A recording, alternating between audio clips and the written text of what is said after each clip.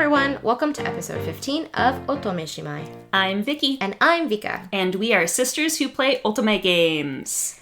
Today, we will be discussing a mobile Otome game in Mobile Romances, Bishounen on the Go-nen. How did I end up romancing this ultra-hot guy on my phone, Ikemen Sengoku Part 1. That's an awfully long name. Well, it's all thanks to your fiancé. He does love a good isekai. Yeah. Yep. This name came from us debating for quite a few days on what we should title this series, and Bishounen on the Go-nen just really stuck with us, and we wanted to make it even more exciting, so... Mobile romance Bishounen on the Go-nen. How did I end up romancing this ultra-hot guy on my phone? This is the way we're naming it. This is the way. Yep. Thanks. Or, sorry. So today, we're going to be doing an overview of Season 1 of the mobile game Ikemen Sengoku. We're going to be talking about what it is, where to get it, and how to play. We're only going to be going over characters who have roots released in Season 1. We will discuss Season 2 LIs after Season 2 completely releases in maybe a few years. Who knows? But I hope it's soon. I want to do the rest of the guys, especially the new ones. Yeah, who we're not talking about. So today's focus is going to be gameplay and the LIs from the Oda faction. Next week, we'll be talking about everyone else. Mm-hmm. We're also not going to be going through this as a serious review. We're going to just be doing a very generic overview, so completely spoiler-free. Mm-hmm. Don't have to worry if you've never played these games before. It's just an introduction into what Ikemen Sengoku is. But before we get into that, Vka, who are you doing this week? So, you might be a little ashamed of me because I'm not actually playing an Otome game right now. I'm so sorry. What? I know. I've been playing Genshin Impact. It's because of the new area being released. I've been excited about this since the game came out. Inazuma is the new cool place to be, and I've been spending all my time farming mats. Sorry. Well, Genshin is a pretty cool game, so I guess I can't be too disappointed with you. Okay, thank goodness. What about you? Are you playing an Otome game? I have been playing multiple Otome games. As always. Yes, but the one that I've been focusing on this week is Ikemen Vampire. I actually finished Leonardo da Vinci's route. Ooh, famous Leonardo da Vinci. Yeah. An Italian stallion. I mean, if that's what you would like to call him, then go ahead. What did you think of his route? I really like Leonardo da Vinci's character. Once again, I do think his route was a little bit too angsty for me, but that's just me personally. I don't like a whole lot of angst. Mm-hmm. I did, however, start Arthur Conan Doyle's route, and I'm enjoying that quite a bit so far, because it's less angsty. Not so sure about Arthur as a character, though. I'll have to let you know later. Yeah, he seems a little, flirty? I was gonna say fuckboyish, but, Mm-hmm. He's a bit of a rake, as they said in those times. I see. Well, I'm excited to see what you'll be raking up in the future. Ooh. Let's move on to today's topic. Ikemen Sengoku, Toki o Kakeru Koi, romances across time. So many romances. So many romances. In fact, there are 6 of them that we're going to be talking about today. Mm-hmm. There are more next week, but today, only 6. Exactly. Ikemen Sengoku is a mobile game. It's part of Cyber's Ikemen series, so you can get it on your friendly app store. It also has a Vita version made by Otome that came out in Japan in 2018, but the mobile version is ongoing and continues to have updates. That's what we play. The MC is only named in the Vita version. Her name is Mizusaki Mai, but for the mobile version, you need to input a name. The story is, you're an adult woman in modern-day Japan. You just quit your old job because you were offered your dream job as a fashion designer. It's so refreshing to have an adult MC with an actual job. It really, really is. There are so many Otome games that we play where you play as like a 16-year-old high schooler or an early 20s college student who really doesn't have any life skills yet, but the MC in Ike-sen is an adult. Mm-hmm. And I think that for players like us, an MC with a job who has actual life skills is super relatable. It really is. Yeah, I love this MC. She is so great. After she quits her job, she goes on a celebratory trip to Kyoto, where she promptly gets hit by a bolt of lightning and gets sucked through a wormhole, which deposits her on the 21st of June in 15 1582. Yes, I said 1582. Time travel! Time travel is a very important aspect of this. When she gets transported back in time, she accidentally prevents the death of Oda Nobunaga. Uh-oh. So, there's some history changing going on here. Oda Nobunaga is a very, very famous Sengoku-era warlord, and that was definitely an accident. Mm-hmm. Her saving his life makes him think she is a very lucky woman. And actually, he ends up keeping her around as his lucky charm. Because she prevents his death, he makes her a princess. And apparently, she ends up living with a bunch of warlords, being close to them, going to all of their meetings. It's a very strange situation to be in. Oh, also, there is another wormhole that's coming, and it's coming back for her in 3 months. So she only has 3 months to kind of figure out what to do. Yeah. So that's the premise of Ikemen Sengoku. So before we start talking about the LIs, we're going to tell you about the gameplay. Because since this is a mobile game, there are multiple aspects to the game. It's not just a story that you go and read through and answer the choices. So first of all, the main story. For Season 1, each LI's story has 10 chapters in their main route before splitting off to an additional 3 chapters in either a romantic route or a dramatic route. Both of these routes have good ends. There are no bad ends in Season 1. You will not die. Do not worry. Each chapter also has 2 choices in it, and depending on your answer, you will get affection points for dramatic, romantic, or both. Your answers in these points end up determining which ending you can get. Also, every day you get 5 free story tickets to play through the game, and each chapter takes 10 tickets to complete. So that means that you end up being able to complete 1 chapter every other day. Mm-hmm. How many chapters overall? There are 13 chapters overall in Season 1. So 10 in the main route, and then 3 in either romantic or dramatic, and then it's the end, and you also do an epilogue. Okay, so it's a little bit of time commitment, you know? You have to log in every day and play if you want to get through the story. Yeah, that is if you're doing it for free. Mm-hmm. So Ike-sen is a free-to-play game. So that what that means is that you don't actually have to spend real-life money to get through the story, but you do get extra stuff if you do, and you can get through the story faster if you do. Mm-hmm. Just for context, when I started playing this game, I was completely free-to-play, and it was super enjoyable. I got the endings that I wanted.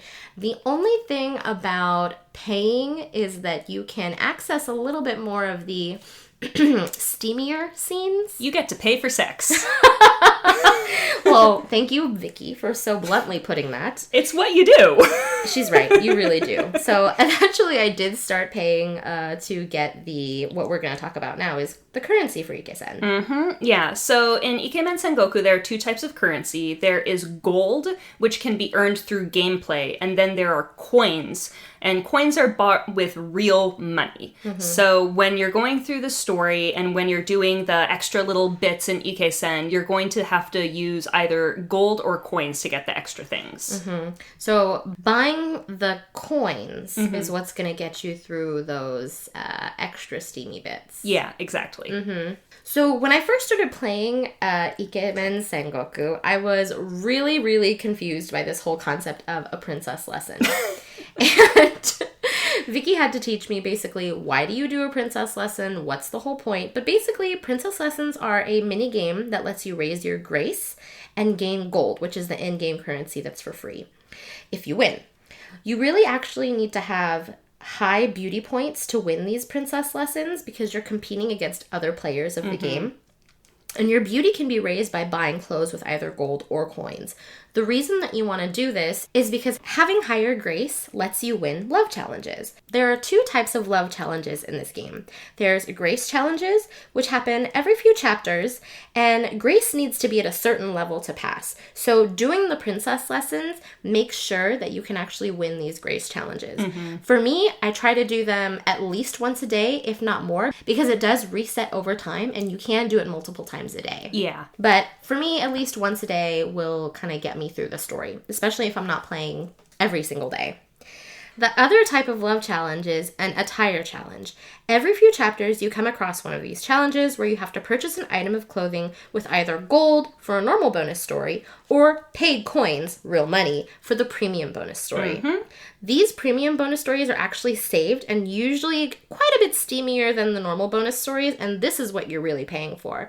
Another thing about these is because they are saved, you can go back to your memories and reread them whenever you want. Yeah, and just to be clear, only the premium stories that you use real money to get are saved. The normal bonus stories do not get saved. That's right.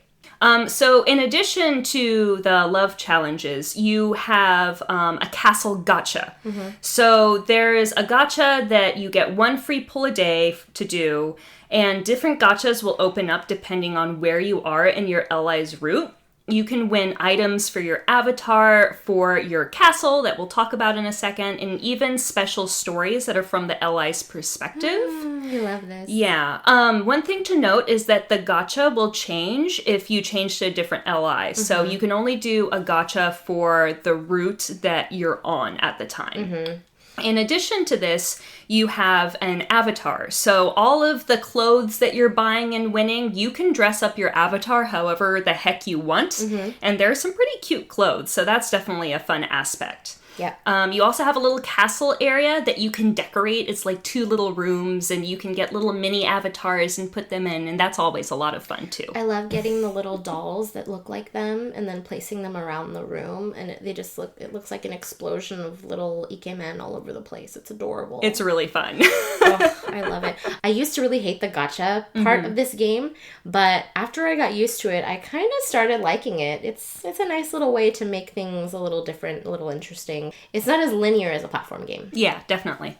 Another thing that's interesting about Ikemen Sengoku is there are events that you can play. And these are usually timed, released by the developers for a couple of days or a couple of weeks at a time, where you can collect special stories about certain allies. Usually the specifics about how you gain access to these stories really depends on the event. Luckily, each one comes with directions, and this is in addition to the main story. So while events are going on, you can both play the main story as well as the event story. Yeah. So you don't have to pick one or the other. Another thing about this, and we've talked about it a little bit already, is the shop, where you basically buy items with either gold or coins to get you through the story. The shop is really convenient for having things like extra story tickets, items that raise your grace or affection, those things that boost your romance or dramatic points, and items that replenish your stamina for princess lessons. These are super helpful if you're willing to spend the money. Yeah, I consistently run out of stamina for princess lessons, and it's always times when I need it during events and things like that, and it's so frustrating. I wish I had more of these items. Yeah, and kind of a side note, if you really don't want to spend money, a great way to get access to these items without having to pay for them is to do the events. That's true. Yeah, because in addition to the special stories that you collect through the events, you get these items all the time too. Although, when you're doing an event, some of the items that you get from them are event-only items. So make sure that you use those while doing the event. The item will say in the description whether or not it's for the event specifically. Yeah. So now that we've talked about the game and how to play it and where to get it, let's talk about the characters. The first person we want to talk about is our beloved MC. Oh, she's so great. This woman is brilliant. She's a quick thinker. She's definitely not stupid. And also, she's amazingly thirsty for some hot warlord ass. It's so great. She's constantly thinking in her mind about, like, what she wants to do to these men. You know, even her inner thoughts are pretty darn steamy. They are. It's hilarious. Yes, she is not a princess needing to be saved. This woman is in charge of her own emotions and her own actions, and I absolutely adore her for it. Yeah, she's got both life skills and work skills. Yeah, that's a good point. Like I said earlier, a piece of the story is how she quit her shitty job to get her dream job as a fashion designer. So she's definitely super talented. She's a fashion designer. She becomes a seamstress in Sengoku times, and it's really impressive. This woman gets an A+ from me. Yeah, and everyone is really impressed with not only the fact that she, has useful skills, but also her work ethic. She's really serious about her job, And I think it ends up really just helping her survive. She doesn't just like get dropped into the middle of the story and be like, oh, I can't do anything and I need someone to save me. She immediately jumps in and says, no, like, I'm not gonna sit here and be a princess. I want to do stuff. Give me something to do. Yeah, I think I really like that about her. I mean, theoretically, if this wasn't an Otome game and the goal was, you know, romancing the warlords, she could be dropped in this era, somehow at least apply her skills and make it until she can get through the next wormhole. Yeah, exactly. Okay, so now on to the LIs. We're talking about the Oda guys today. Yeah, we're talking about the guys from the Oda faction, so that means that everyone who works with Oda Nobunaga. There are 2 main opposing factions in this game, and we're going to talk about the other faction in the next episode, because there's a lot going on in this game, and we didn't want to give you an hour-and-a-half long episode. That's right. So the first LI we're going to talk about is Oda Nobunaga himself, and he is known as the Devil King of the Sixth Heaven. This is historically accurate. Yes, that is directly translated from... and I think it's because he signed a letter to actually one of the other LIs, Takeda Shingen, and he signed this letter, Devil King of the Sixth Heaven, historically. Historically accurate. He called himself a Devil King, and I guess now everyone also calls him a Devil King. Yeah, exactly. It's such a long name. The Devil King of the Sixth Heaven. In Japanese, it's a lot shorter. I agree. Yeah, it is. It is. The translation is quite long. Yeah. So Nobunaga is the main ally, and he is in charge. His thing is that he wants to unify Japan and bring an end to the Warring States era. He does this by going to war a lot, so I guess that works. Yeah. I mean, going to war in order to stop war? Sure. Sure. He was supposed to die at Honnoji, historically, and on the date that MC fell out of the time wormhole. But the fact that she did fall out of the time wormhole and basically on top of him when he was about to get assassinated kind of prevented this, so history changed! Woohoo! Changing history! Nobunaga is arrogant and pushy, but once he and MC get to know each other, he is adorably awkward because he doesn't really understand feelings. Like, he doesn't understand love. He and MC bond through a series of games of Go, the Japanese board game, where she continually loses ownership of her body parts. It's like strip poker, but over a long amount of time. Yeah. And instead of clothes, it's, you know, a finger or two. Or an ear. Or a knee. Yeah. She does lose her knee at one point, I think. He is a big fan of PDA, oddly so for this era. And sugar. He really likes sugar. He's, like, obsessed with kompeto. And it's, like, this adorable, like, moe gap thing. Because you've got this big manly warlord, and he's like, I want my kompeto. I love how she goes out. Sometimes she goes out on errands and has to pick him up sugar and sweets. And Hideyoshi's like, no! Don't get the sweets! It's bad for him! It's bad for him! Sorry, I moved too quickly. We're going to talk about Date Masamune next. Yes, Date Masamune, the one-eyed dragon, who is called the one-eyed dragon because he has one eye. That's right. Only one. Only one eye. He has an eye patch. He wears an eye patch. I dig the eye patch. I've said this before on the podcast many times. I love this eye patch. He's so sexy. MC calls him Hurricane Masamune, and he definitely lives up to the name. He kind of does whatever the fuck he wants. But he is also very good at taking care of his people. Yep. So he is another warlord who is allied with Nobunaga, so he kind of hangs around, and he doesn't actually live in the area, but he has a house there and is just there all the time. Big flirt alert.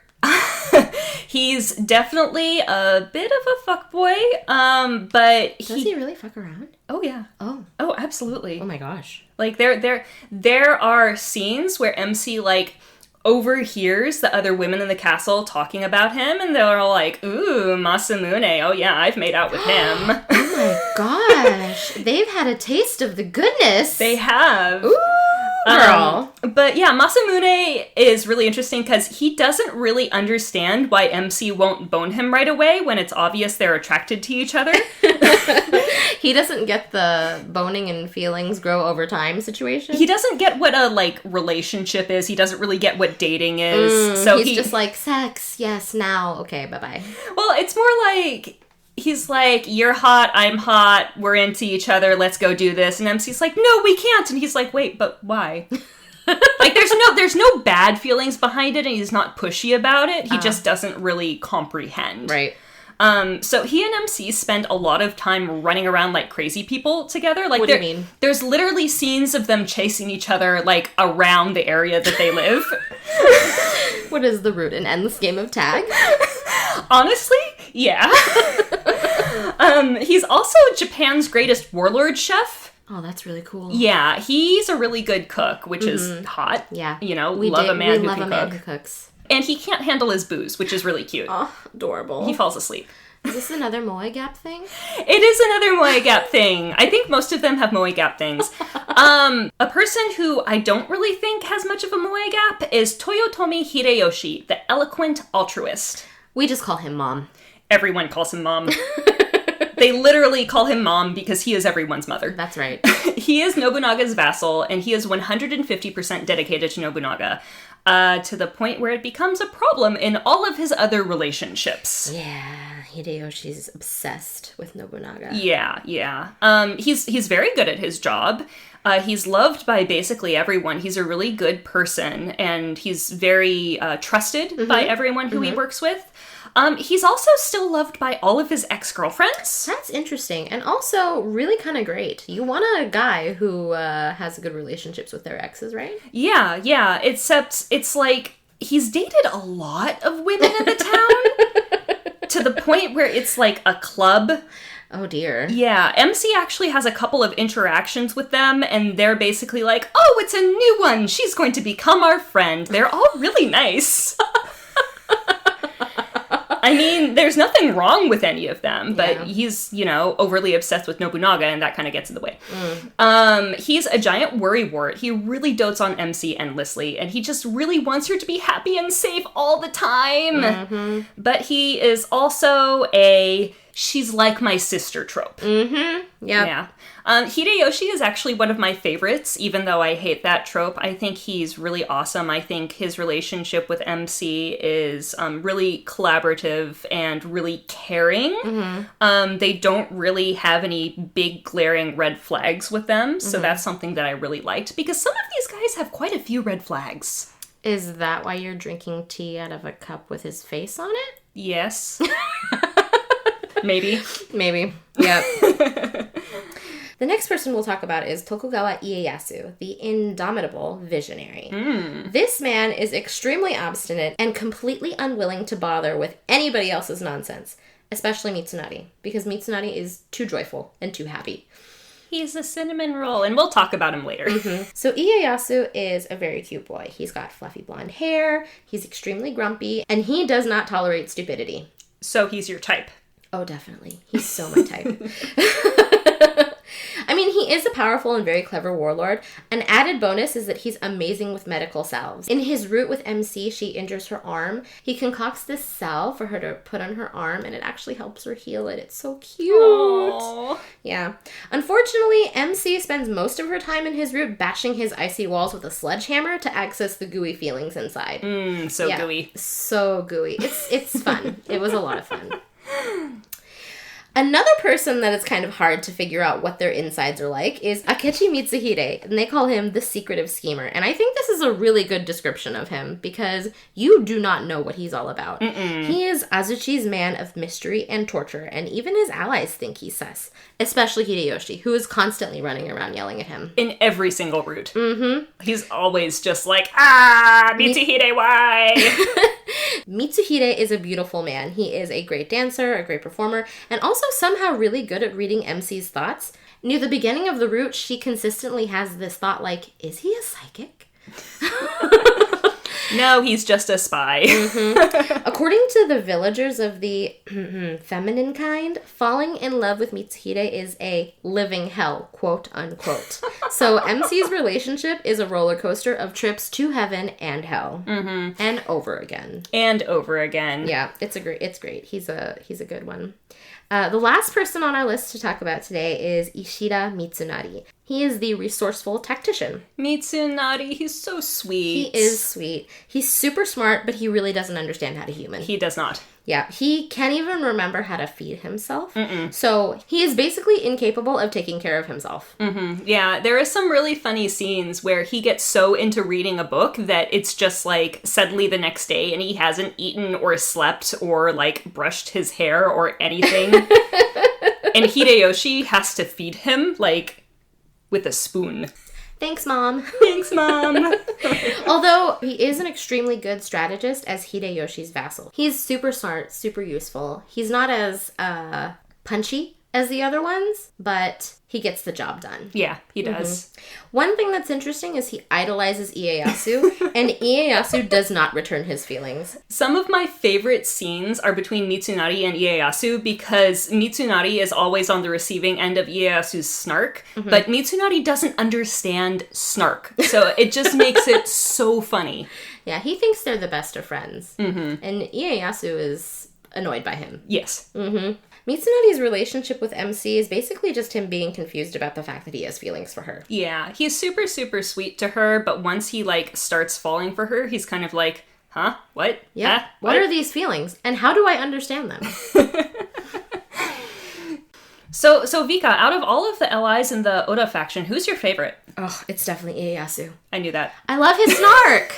You do. He's grumpy. You like grumpy. Yes, I do. He's so great. He also has a deer named Wasabi. I can't get over how cute that is. What about you? Oh, actually, I kind of know this already. Yeah, I mean, it's Hideyoshi. I like all of them. There isn't anyone in this game who I dislike, actually. Yeah. But I definitely like Hideyoshi the best. I'm also a big fan of Nobunaga. His route is always really, really interesting.